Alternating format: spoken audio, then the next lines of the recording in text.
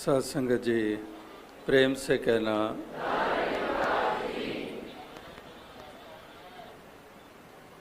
साध संगत जगह जगह पर श्रद्धा भक्ति भावना देखने को मिल रही है। अकीदा विश्वास इस परमात्मा ईश्वर निराकार के ऊपर परिपक्व रखते हुए इस जीवन के सफ़र को तय कर रहे हैं।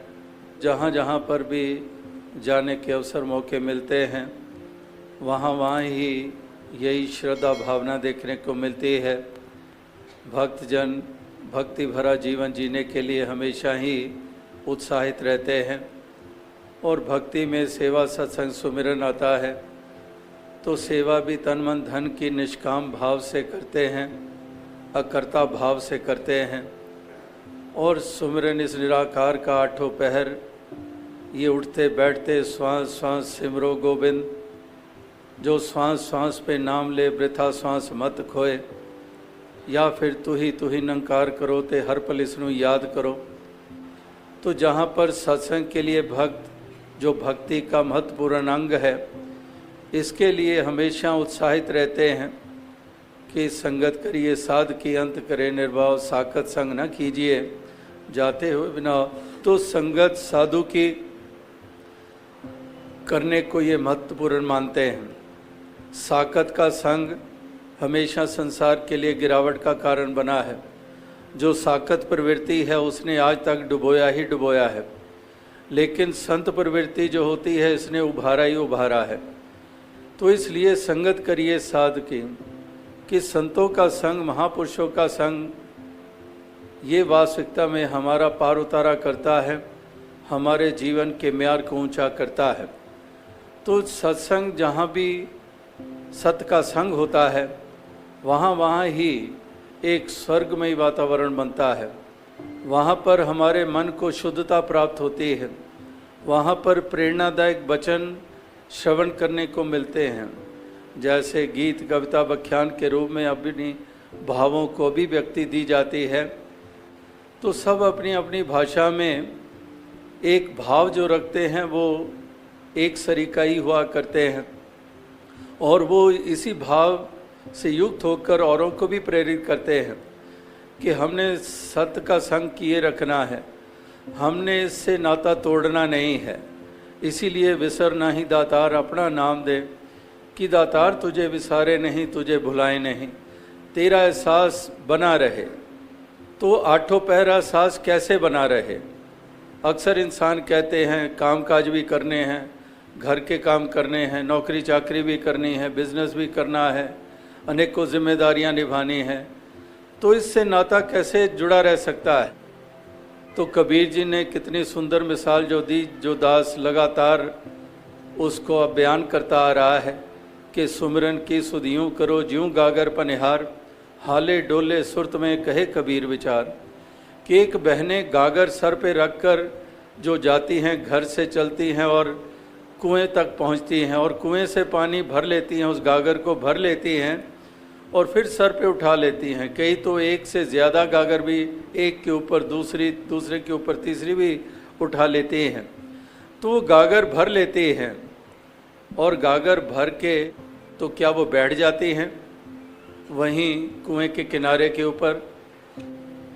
फिर तो वो एम ही ख़त्म हो गया, एक औचित्य ही ख़त्म हो गया कि पानी तो भर के घर पे लाना है। तो वो क्या करती हैं, वो घर आती हैं और रास्ते में चलती हुई आ रही हैं और रास्ता भी हमवार नहीं है। यहाँ पहाड़ों में तो विशेषकर उतराई चढ़ाई पगडंडियाँ हमवार जगह है नहीं, तो उबड़ खाबड़ ज़मीन से चल कर आती हैं। लेकिन कबीर जी मिसाल क्या दे रहे हैं कि सुमिरन की सुध यूं करो ज्यों गागर पनिहार, हाले डोले, हिलती भी हैं, डुलती भी हैं, चलती हैं, बातचीत करती हैं, बातचीत सुनती हैं, अनेकों विषयों के ऊपर बातचीत चल रही है, लेकिन हाले डोले सुरत में कि वो, लेकिन उनको एहसास बना हुआ है कि हमारे सर के ऊपर गागर है, गागर में पानी है और पानी कहीं छलक ना जाए, पानी कहीं गिर ना जाए। इसलिए कॉन्शियसली या सब कॉन्शियसली कह दें, उनको एहसास होता है कि पानी है, इसकी संभाल करनी है। इसलिए वो अपने कदम सहज में इस ढंग से धरती हैं कि जिस्म का बैलेंस बनाए रखती हैं और पानी को गिरने नहीं देती हैं। अब इसका मतलब ये थोड़ी है कि वो बातचीत नहीं कर रही हैं, केवल पानी का ध्यान धरना है, बातचीत छोड़ दें, चलना छोड़ दें, क्रियाएं छोड़ दें, फर्ज छोड़ दें, जिम्मेदारियां छोड़ दें, अक्सर ये। लेकिन कबीर जी कह रहे हैं कि वो पानी भरना भी है और घर तक लेके भी जाना है, चलना भी है, सब जिम्मेदारियां निभानी है। लेकिन एहसास बना हुआ है, जैसे वो पानी का रटन नहीं कर रही हैं बहनें, पानी पानी गागर गागर उसके ऊपर उसमें पानी, ये रटन नहीं कर रही हैं, लेकिन एहसास है। तो यहाँ पर भी एहसास की बात हो रही है। जब सुमिरन की बात हो रही है तो एहसास की बात, जैसे माँ की मिसाल आती है कि माँ घर के काम करती है, लेकिन बच्चा चारपाई पे लेटा हुआ रह रह के बच्चे की तरफ ध्यान जाता है कि मैं चारपाई के बीच में सुला कर आई हूँ, कहीं वो एक तरफ तो नहीं हो गया, कहीं किनारे पे तो नहीं आ गया, यानी कि उसको एहसास, कहीं भूख तो नहीं उसको लग गई। तो माँ चाहे रसोई में काम कर रही है या कहीं दफ्तर में अगर सर्विस करती है वहाँ पर है, फिर भी उसके मन का तार अपने बच्चे के साथ वो जुड़ा हुआ है। इसी तरह से एक सत्य का संग जब कहा जाता है तो उसका मतलब यही है कि एक इस निराकार का संग बना रहे और उसके लिए इसके भक्तों का संग बना रहे। तो इसलिए सही मिलाएं जिना मिलिया तेरा नाम चित आवे, कि ऐसों से दातार मिलाप करा बार बार करा, जिनके मिलाप से तेरा ध्यान आ जाता है। जैसे पहले कहा कि साकत का संग करते हैं, वो तेरा ध्यान थोड़ी दिलाता है। साकत तो दुनियादारी की बात करता है, वो तो वैर वास्तवों में यकीन रखता है, वो तो अभिमान में यकीन रखता है, वो तो कड़वाहट में यकीन रखता है, वो तो गिले शिकवे में रहता है, वो तो दिलों को दुखाना जानता है, वो तो दूसरे के हक को छीनना जानता है।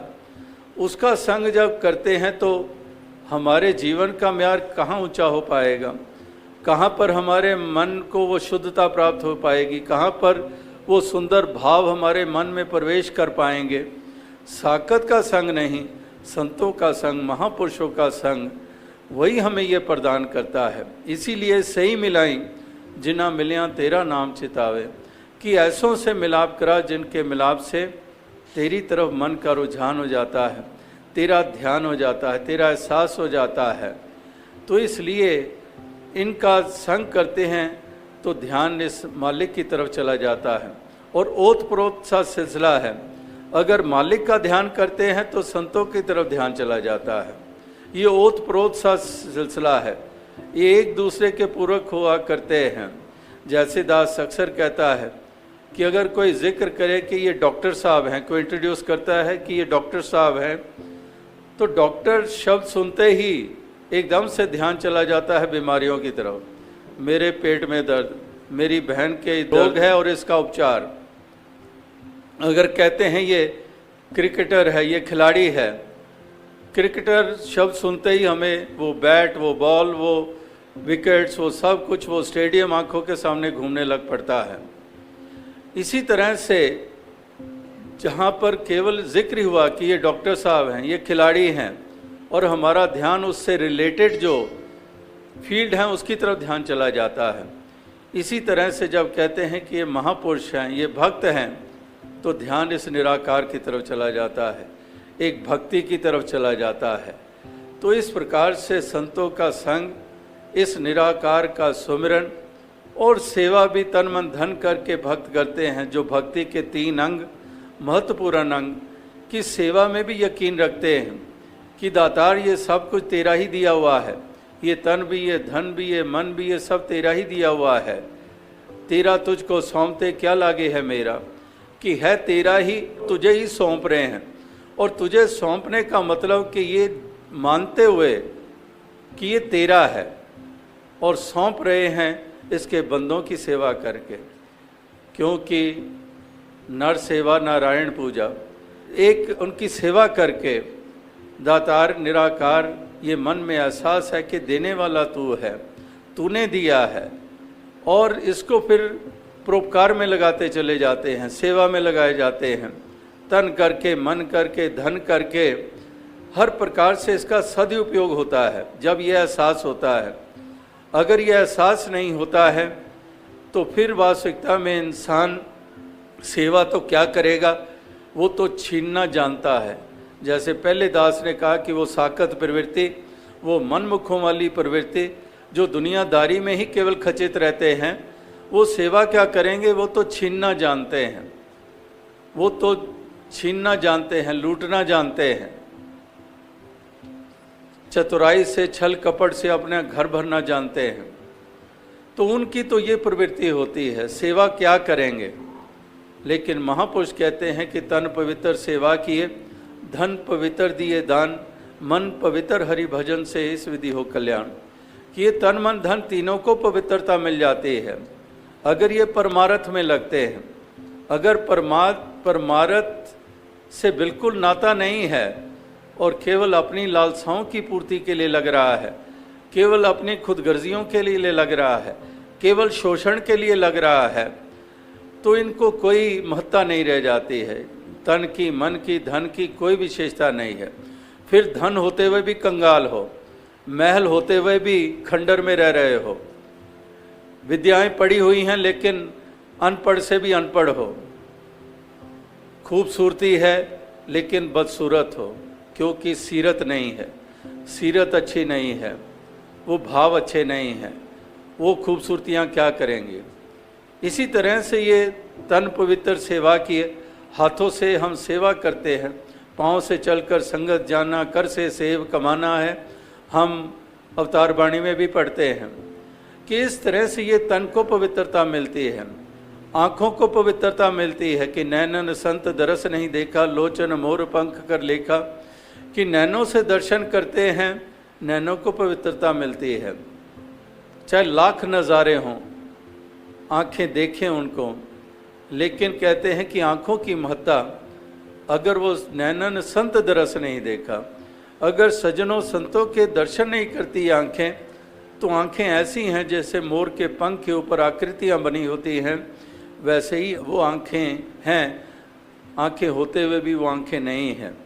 इसी प्रकार से जो सिर साईं ना निवे सो सिर कीजिए काय, कुन्ने हेठ जलाइए बालन संदे थाएं। कि ये सर की भी कीमत तभी है अगर ये श्रद्धा से झुकना जानता है। जो सिर साईं ना निवे सो सिर कीजिए काय, उस सर का क्या फायदा, कुन्ने हेठ जलाइए बालन संदे थाएं। वो तो एक ईंधन के काम आ जाए, वो तो बालन के काम आ जाए। तो इस तरह से रसना जपे ना नाम ता तिल तिल कर कटिए। इस ज़ुबान की भी कीमत क्या है, ज़ुबान की भी कीमत तभी है अगर ये हरि का यश कर रही है, मधुर वाणी का इस्तेमाल है, दिलों को सुकून दे रही है, तब तो इस वाणी का महत्व है, वरना इस ज़ुबान का भी कोई महत्व नहीं है। तो इस तरह से तन की बचाना, दास अक्सर कहते हैं कि ये बड़े हौसले वाला है। अब एक वो भी हौसले वाले हैं जो दिन दिहाड़े डकैती डालते हैं, बिजी ट्रैफिक होते हुए भी वहाँ कत्ल कर देते हैं।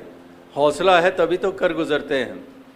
लेकिन दूसरी तरफ वो हौसले जो हमारे जवान, हमारे आर्मी के, हमारे फोर्सेस के, या फिर कोई साधारण कोई गृहस्थी है, वो भी सड़क से गुजर रहा है, किसी अबला के ऊपर जुल्म देख रहा है, कोई ज्यादती देख रहा है, उसके बचाव के लिए आगे आ जाता है, वो हौसला भी है। तो दोनों हौसलों में देखें किसकी महत्ता है। उस हौसले की महत्ता है जो नेकी पे लग रही है, जो दूसरे के कल्याण में लग रही है, जो देश प्रेम के तहत लग रही है, वो हौसला मुबारक है। तो वो हौसले जो मासूमों की जानें लिए चले जा रहे हैं, गर्दन कलम करते चले जा रहे हैं, मज़हब का नाम लेकर, धर्म का नाम लेकर, ये कौन से हौसले हैं। तो इस तरह से महापुरुष संत जन हमेशा वो पहलू ही हमारे सामने उजागर करते हैं जिनको हमने अपनाना है, जिसको हमने जीना है, और इस प्रकार से वो कदम उठाते हुए अपने इस जीवन के सफ़र को हमने सफल करना है, अपने जीवन के म्यार को हमने ऊंचा करना है। तो भक्ति के मार्ग पर जहाँ सेवा सत्संग सुमिरन की महत्ता, तो भक्त में गुण होते हैं प्यार वाले, निम्रता वाले, दास भावना वाले, हृदय की विशालता वाले, सहनशीलता वाले, सब्र संतोख वाले। ये एक भक्ति जिसको हम कहते हैं, भक्त जिसको कहते हैं, उसमें फिर ये गुणों की भी चर्चा होती है कि ये गुण होते हैं भक्तों में जो प्यार निम्रता में रहते हैं, जो प्यार करना जानते हैं, नफरत नहीं करते हैं, घृणा नहीं करते हैं, वैर नहीं करते हैं, ईर्ष्या नहीं करते हैं, जलन की भावना नहीं रखते हैं, वो प्रेम करना जानते हैं, प्यार की दौलत बांटते हैं। जैसे कहते हैं कि प्रेम प्रेम सब कोई कहे, प्रेम न जाने कोई, 8 पहर बहता रहे प्रेम कहाए सोए, कि 8 पहर बहता रहता है। पहाड़ों में भी आप जानते हैं कि झरने बहते चले जाते हैं, बरस के किसी महीने में चले जाओ, ऐसे झरने आपको देखने को मिलेंगे जो बहते ही चले जाते हैं। तो यहाँ पर भी यही कहा जा रहा है कि 8 पहर बहता रहे प्रेम कहाए सोए, कि ये प्रेम की गंगा बहाते चले जाते हैं, ये प्रेम की दौलत बांटते चले जाते हैं। कमी है तो आज प्यार की है, प्यार की कमी है। जहाँ देखो, घरों में देखो, घर में किसी से पूछो, घर के सदस्य हैं, मुझे प्यार नहीं मिल रहा घर में। समाज में चले जाओ, प्यार नहीं मिल रहा है। प्यार की कितनी कमी हो गई है। तो प्यार की कमी की पूर्ति के लिए आखिर कोई साधन भी तो हो। तो साधन फिर से सज्जन होते हैं, संत होते हैं, भक्त होते हैं, जो प्यार की ठंडी फुहार बनकर तपते हुए दिलों को शांत करते हैं, जो ठंडक प्रदान करते हैं। तो ये प्यार की दौलत है। इस प्यार की दौलत को बांटते चले जाते हैं, इसका भागीदार हर किसी को बनाते चले जाते हैं। इस तरह से ये प्रेम भाव से युक्त होते हैं।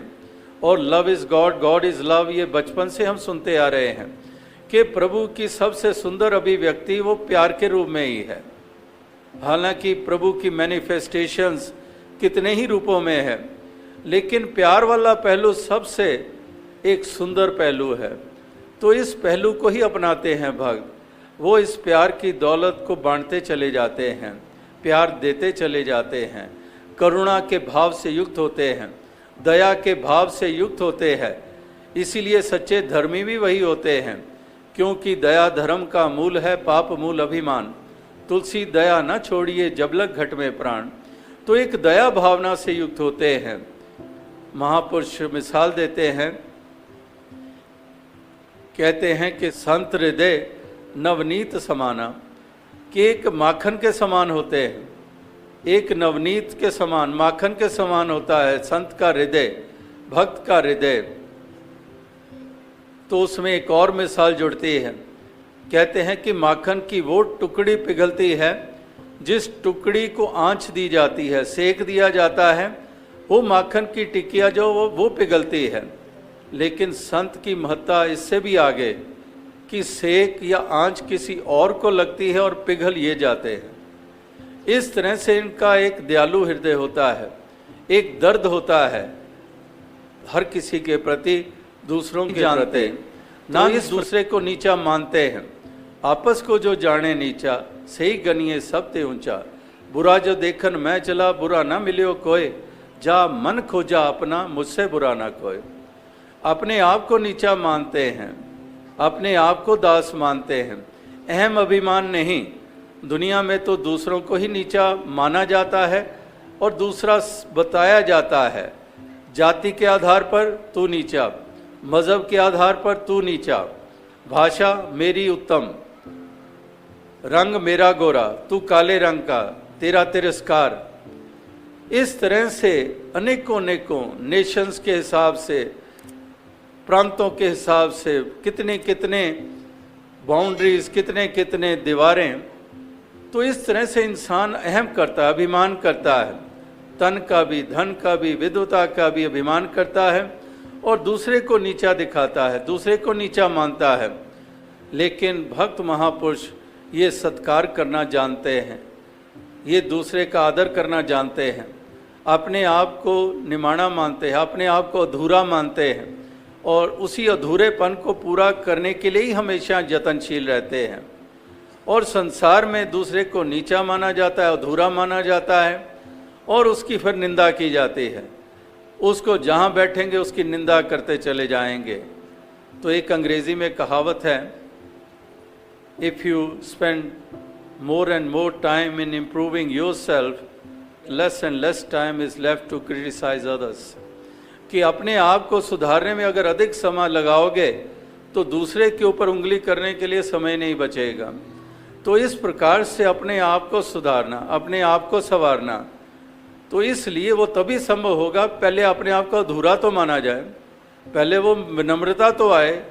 अगर है ही नहीं है, मैं ही हूँ, मैं ही पूर्ण हूँ, मैं ही सब कुछ हूँ, तो मैं करते चले जाएंगे तो इम्प्रूवमेंट का तो कोई स्कोप ही नहीं रह जाता है, क्योंकि आंख के सामने पर्दा आ चुका है, सच्चाई क्या देख पाएंगे। तो इसलिए विनम्रता, दास भावना, हृदय की विशालता, सहनशीलता, ये अनेकों गुण हैं जो भक्तों के होते हैं। इस निराकार का शुक्र करते चले जाते हैं कि दातार तेरा शुक्र है, तूने ये घड़ियाँ दे दी हैं, तूने ये पल छिन दे दिए हैं, ये कभी कभार हिस्से में आते हैं, ये दातार तेरा शुक्र है। ये भक्त शुक्र करना ही जानते हैं, शुक्राने का ही भाव रखते हैं। शहंशाह बाबा अवतार सिंह जी भी कहते हैं कि करदा रब दा शुक्र, हर वेले हर हाल दे अंदर करदा रब दा शुक्र, कि हर वेले हर वक्त हर हाल में, कैसी भी स्थिति कैसी भी परिस्थिति, हर वेले हर हाल दे अंदर करदा रब दा शुक्र। तो ये शुक्राने के भाव के कारण ही आनंद ले रहे हैं, और अगर शुक्राना ना हो, शिकवे हो, तो आनंद कभी मिल नहीं सकता है। तो फिर ये बरसात हो, ठंडक हो, तपश हो, ये आनंद लेते चले जाते हैं, क्योंकि शुक्राने का भाव है। तो इस तरह से दातार कृपा करे कि ऐसे ही हर किसी भक्त को ये महत्ता प्रदान करे, ये भावनाएं प्रदान करे, ये मन की अवस्था प्रदान करे, और साथ ही साथ ये दुनियावी सुख भी तन मन धन के दातार आप सभी को भी प्रदान करे, सारे विश्व को प्रदान करे। साथ संगत जी धन।